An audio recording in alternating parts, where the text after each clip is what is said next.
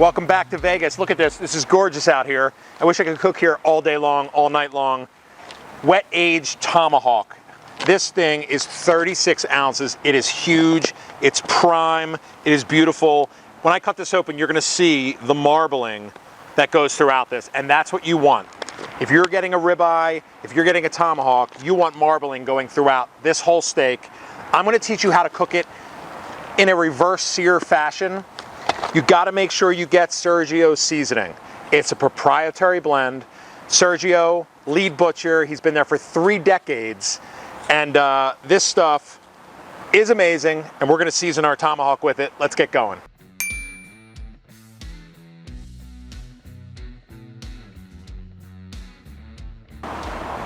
Look how beautiful this is. 36 ounces, wet aged, prime tomahawk. It's a ribeye with a pretty bone. You can impress all your friends. And look at the marbling there. I mean, that is what you're looking for when you're cooking especially a ribeye. I mean, all steak, but this is absolutely gorgeous. It's about 2 inches thick, a ton of fat, and you don't want to lose that fat. I'm going to show you how to cook this in a reverse sear fashion. First, what we're going to do is we're going to season it with Sergio's seasoning. Proprietary blend. Make sure you season with Sergio. He is their lead butcher over at the Golden Steer Steakhouse. He's been there 3 decades. He knows seasoning. I always, a couple things, couple tips. Make sure your steak is room temperature before you start.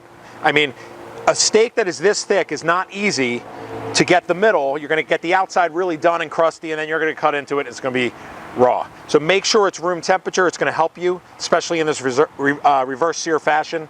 Here we go. Heavy. I like to season heavy, and the reason is this is a thick steak, and you need that seasoning to penetrate this steak. When you put it on the hot grill, it's going to start, the fats are going to start coming out of it. The seasoning's going to run off. Don't worry. I don't think you can season it too heavy. Someone once told me, season a steak like you're trying to melt ice.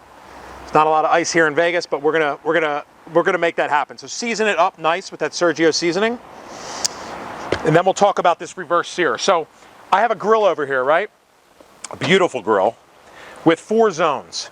If you have 3 zones, no big deal. If you have 2 zones, what I like to do is I like to get one side not on. You're still going to get heat throughout your grill, but you're not going to get fire or direct heat on it. So what we're going to do is we're going to take our steak. We're going to put it on the cold side of the grill, and we're going to shut the grill. We want to keep an eye on that steak, flip it once or twice, and we want to get the middle of the steak to a complete rare, which is about 130. Then what we're going to do is we're going to pull it off that side, and we're going to throw it over the fire, and we're going to create the crust. So basically what's happening is you're getting your steak to the temperature that you want it, then you're going to sear it. And it works really well with thick cuts of meat, which are really hard to cook on an at-home grill.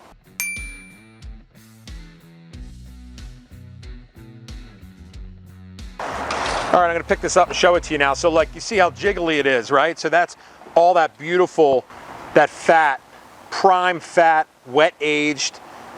And we have this steak at about 125 right now, all the way through. So now all we have to do is put that crust on it, right?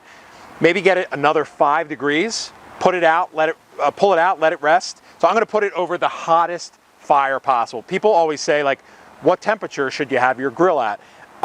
And I always say, like, as hot as you can get it, right? It's like, I had this line once, it was, how do you control the heat? And I was like, you don't control the heat, you control the meat, which is the most ridiculous line ever. But it's true. It's true. It's like, you know, get your fire hot and put the crust on it, because now you know the center of your steak is 135, which is rare, and it's easy now to cook.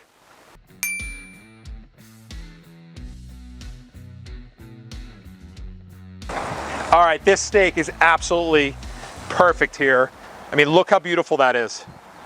Reverse seared. I mean, you got to feel this. I mean, the crust on this thing is incredible. You could see that beautiful Sergio seasoning on there. Perfectly rendered throughout. That's one thing I love about the reverse sear, is all that fat. You know, sometimes you cook a great big steak and the fat's kind of hard. You know that's not going to happen here. You're going to get through that crust. We're going to slice it. I'm going to show it to you, and hopefully it's cooked perfectly inside. Look how beautiful that is. Perfectly rendered. nice crust on the outside. You know, tomahawks, I like to just take my knife, make sure it's sharp, just slice that bone off. I mean, that's, first of all, that is the best part, all right? Put that on somebody's plate. I don't know if I can put it on that plate, it's too small. But the bone is great. Anything right near the bone has so much flavor. So I'm gonna take this here and I'm just gonna, I mean, this is, I like nice thick cuts of steak.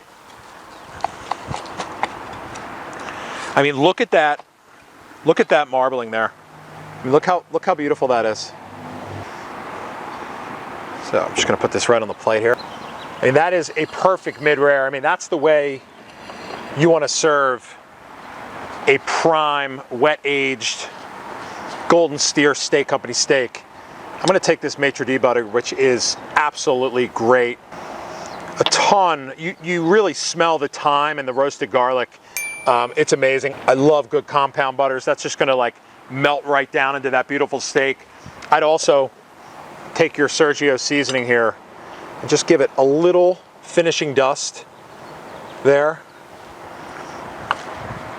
And that is, look at that. Unbelievable.